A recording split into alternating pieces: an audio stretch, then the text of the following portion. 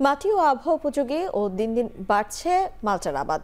এর পরিধি বাড়াতে কৃষকদের প্রশিক্ষণের পাশাপাশি নিয়মিত পরামর্শ দিচ্ছে কৃষি বিভাগ। এ বিষয়ে আরও জানিয়েছেন আল আমিন তালুকদার। 2017 সালে ঝালকাঠি জেলায় বাণিজ্যিকভাবে মাল্টার চাষ শুরু হয়। বর্তমানে জেলার 4টি উপজেলায় ছোট বড় মিলিয়ে মোট 1100 মাল্টা বাগান রয়েছে। অল্প পুঁজিতে অধিক লাভজনক হওয়ায় মাল্টা চাষে ঝুঁকছে এলাকার যুব সমাজ। মাল্টার বাণিজ্যিক চাষে ভাগ্য বদলেছে জেলার অনেক কৃষকের। কেমিক্যাল মুক্ত হওয়ায় বাজারে এ ফলের বেশ চাহিদাও রয়েছে। বর্তমানে বাগান থেকে প্রতি কেজি মাল্টা বিক্রি হচ্ছে 60 থেকে 70 টাকা দরে।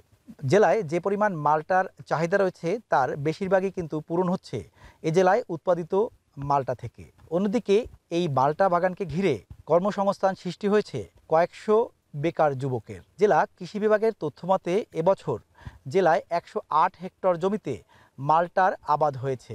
এ থেকে মোট উৎপাদন পাওয়া যাবে 655 মেট্রিক টন মাল্টা। জেলা জুড়ে মাল্টার আবাদ বাড়াতে চাষিদের প্রয়োজনীয় প্রশিক্ষণ ও পরামর্শ দিচ্ছে কৃষি বিভাগ। ঝালকাঠি থেকে আমার কাছে এই ছিল মাল্টা চাষের সবশেষ তথ্য।